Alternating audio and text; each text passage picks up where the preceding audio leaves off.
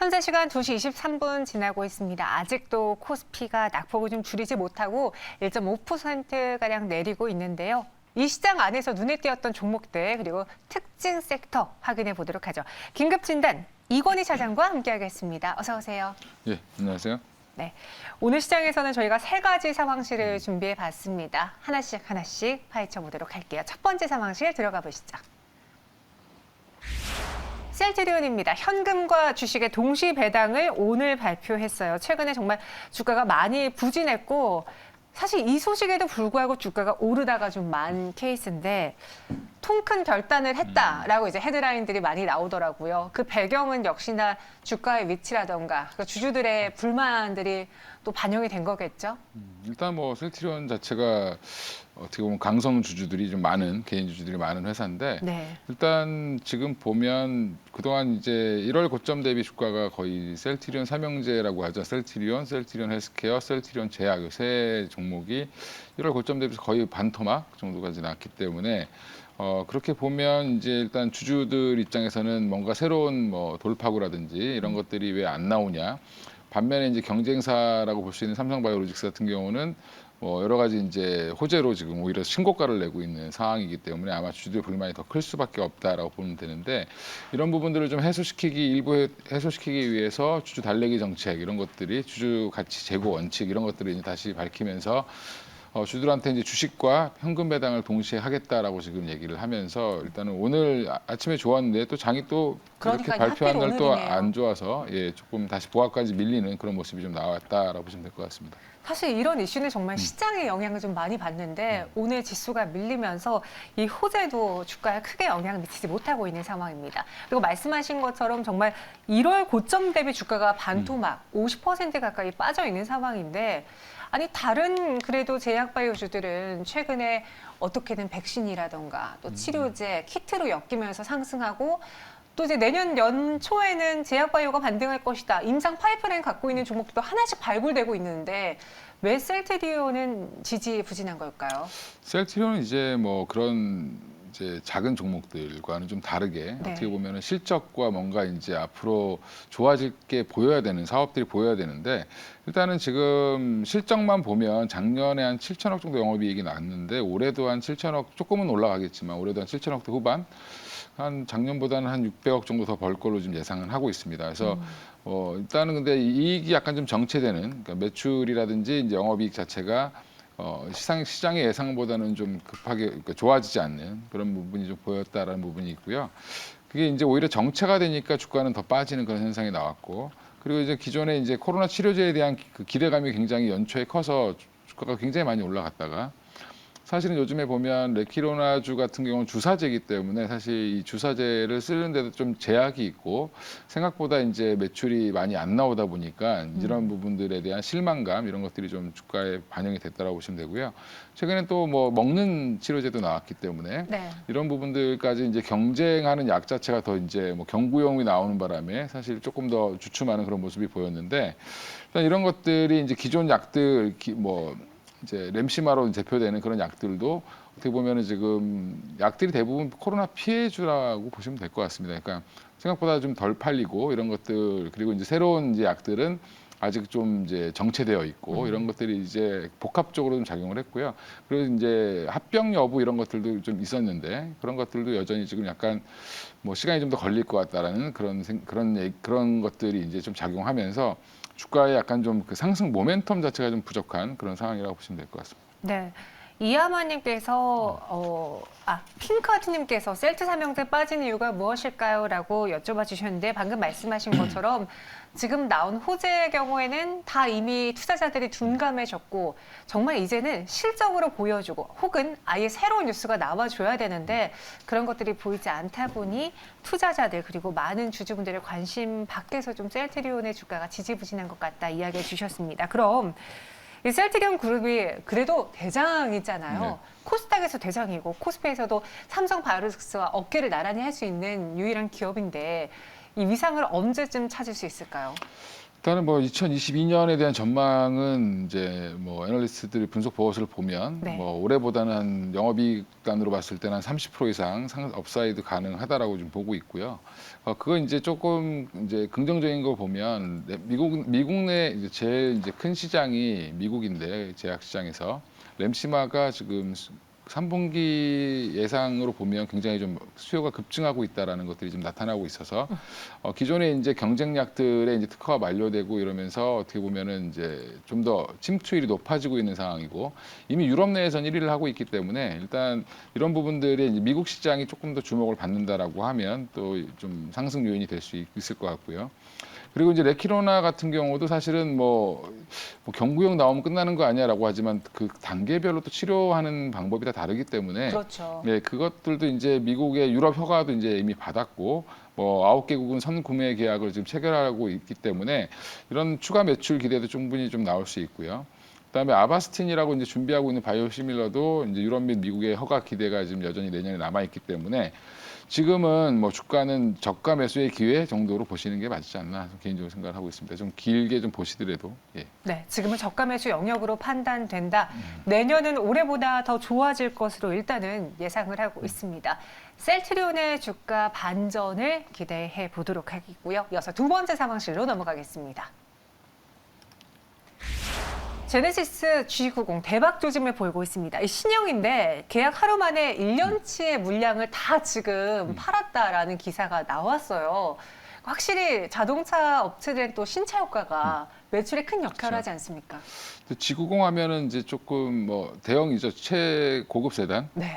예전에 이제 에쿠스로 대변하는 이제 그것인데 결국 이제 3세대까지만 하더라도 풀체인지는 아니었고요. 이제 어떻게 보면 약간 부분적인 교체만 있었는데 지금 4세대 모델인 G90이 이번에 새로 출시한 거는 뭐 첫날 계약이 뭐 12,000대 이상이 나왔다라고 요즘 얘기가 나오고 있고 네. 그 전에 3세대 같은 경우는 만 대가 조금 넘게 체결됐었습니다. 그러니까 뭐 그만큼 이제 국내 고급 세단에 대한 수요가 증대되고 있고 이제 뭐 보면 이거 주로 보면 이 차는 주로 CEO 분들이나 임원분들이나 이런 분들이 좀 많이 타시죠. 맞아요. 이제 외제차를 사긴 좀 그렇고 이제 법인들 이런 데서 좀 선구매를 좀 많이 하는 경향이 있기 때문에 그런 부분들의 좀 수요가 이제 새로운 차가 나오니까 이제 교체 수요 이런 것들까지 같이 감안을 해서 좀 폭발적으로 증대를 한 걸로 예상을 하고 있습니다. 네, 우리 상승의 서망님이 제네시스가 예뻐지고 있어요라고 했는데 정말 제네시스 라인에 대해서는 많은 분들이 갖고 싶은 차라고 말씀을 하신 것 같아요.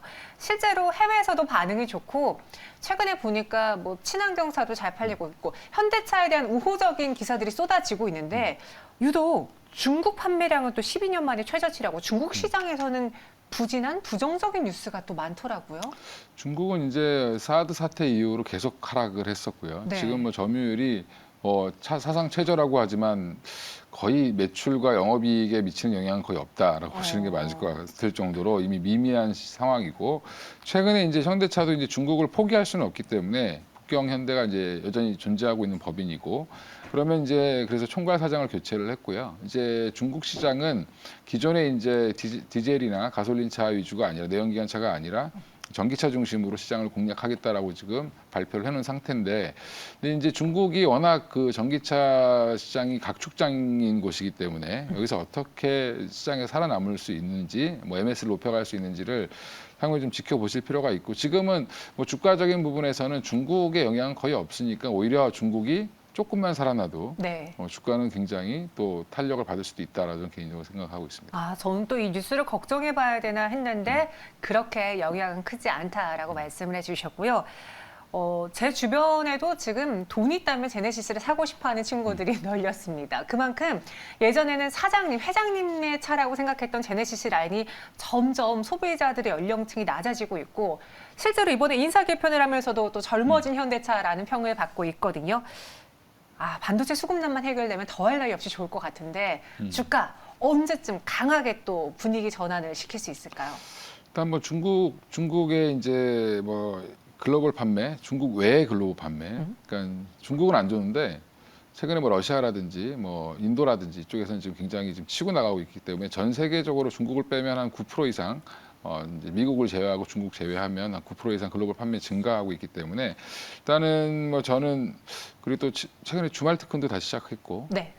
공급망 문제는 이제 서서히 좀 해소가 되는 과정이기 때문에 지금 차 아마 주문하시면 현대차도 한 6개월 이상 기다려야 되는 걸로 알고 있는데 그만큼 지금 신차에 대한 수요는 많고 중고차 가격도 높기 때문에 뭐 중고차 가격이 높은 것도 현대차 입장에서는 나쁘지 않다라고 보시면 될 것 같고요. 일단 아직은 좀 현대차 그룹 내에서 사업 계획이라든지 이런 것들에 대해서 약간 좀 보수적으로 얘기를 하고 있기 때문에 이런 부분들을 시장에서는 좀 실망하는 기대보다 좀 못하다 이런 부분 때문에 좀 아직은 좀 반응을 안 하고 있는 것 같은데 오히려 이제 결과가 좀 나오거나 이제 내년에 전기차 판매라든지 뭐 신차 판매라든지 이런 것들이 확산되면 뭐 제가 볼 때는 지금도 저가 매수 구간이다. 현대차는 저는 계속 좋게 보고 있는데 일단은 좀 답답한 흐름을 좀 주가는 이어가고 있다라고 보시면 될 것 같습니다. 네, 현대차 지금부터 사서 모아가도 될까요? 라고 의견 주셨는데요. 저가 매수 기회로 판단된다라고 해주셨고요. 사실 주주분들 올 한 해에서 1월을 제외하고 11개월 정도 많이 힘들어 하셨습니다. 이제는 나아지지 않을까요? 현대차에 대해서 긍정적인 의견 주셨고요. 또 여기에 궁금한 사항이요. 벤츠가 세계 최초 3단계 자율주행 인증을 획득했다는데 현대차의 자율주행 능력은 어떤가라고도 궁금증 올려주셨는데 이런 걸 통틀어 봤을 때 내년에는 자동차 시장에서 핫 키워드가 자율주행이 될까요? 왜냐면 지금까지는 2차 전지랑 수소차를 했으니까 자율주행이 될까요? 아니면 그냥 이전에 있었던 그 키워드가 될까요? 자율주행을 따로 떼놓고 보기에는 참 애매한 것 같고요. 자율주행은 지금 현재 가솔린 차에서도 일부 이제 시행이 되고 있고, 그다음에 이제 전기차로 가면 이제 그게 더 강화되는 상황이기 때문에 이거를 뭐 자율주행 테마 이렇게 따로 이렇게 묶어서 보시기보다는 같이 엮어서 어차피 같이 커야 되는 시장이고요. 이런 것들이 전기차와 뭐 자율주행을 분리한다라는 것 자체가 좀 어불성설이기 때문에 그런 네. 것들은 좀 같이 좀 진행이 된다라고 보시면 되고 그 안에서 현대차의 단계는 뭐 벤츠와 그닥 그렇게 다르진 않다. 저는 기술적으로는 그렇게 생각하고 있고 문제는 이제 이런 것들이 얼마나 이제 제품에 잘 구현돼서 소비자들이 좋아할 거냐. 그러니까 벤츠 같은 경우는 사실은 최상위 클래스의 그 차들을 만드는 데고 차 판매량 자체는 그렇게 크지는 않습니다. 그러니까 그런 것들을 따져봤을 때는 오히려 폭스바겐 그룹이라든지 아니면 현대차 그룹이 이런 그 미국에 있는 포드라든지 뭐 GM이라든지 이런 회사와 비교를 하시는 게 맞지 않나 생각하고 있습니다. 네, 2022년 자동차 시장 키워드 떼어놓고 볼 수는 없다. 자율주행과 전기차 이러한 미래 자동차 키워드는 여전히 가져가야만 한다라고 이야기해 주셨습니다. 마지막 세 번째 상황실로 넘어가 보죠. 언제 안정을 찾을까요? SK 스퀘어 이야기입니다. 분할 상장 이후 주가가 30%가량 하락을 했는데 왜 그동안 밀렸으며 같은 기간 이제 분할된 또 다른 종목이죠. SK텔레콤과 비교해 봤을 때는 어떻습니까? SK텔레콤은 올라가고 SK 스퀘어는 떨어졌는데 네. 이제 뭐 어떻게 보면 같은 주식을 쪼갠 거기 때문에 사실 한쪽은 올라가면 한쪽이 떨어지는 게 전체적인 평가는 맞는데 이제 시간이 좀 지나면 따로따로 이제 움직이는 모습이 나올 가능성이 높습니다. 근데 SK텔레콤의 원래 주주들이 SK 스퀘어 주식을 받았기 때문에 어떻게 보면 뭐 배당 성향이 가장 높은 주식이 SK텔레콤인데 그렇죠. 그 배당을 받으려고 하는 주주들 입장에서는 SK 스퀘어를 갖고 있을 필요가 없죠. 예, 그런 부분에서는 SK 스퀘어가 수급적으로 좀 빠질 수밖에 없는 상황이었다라고 생각하시면 되고 그러다 보니까 SK텔레콤 주가 위주로 이제 텔레콤 주 위주로 상승을 했고 최근에 통신주가 이제 주가가 안 좋다, 뭐 시장이 좀 안 좋다 보니까 경기 방어 위주로 좀 가는 그런 형태 때문에 더 각광을 받았다라고 보시면 될 것 같고요.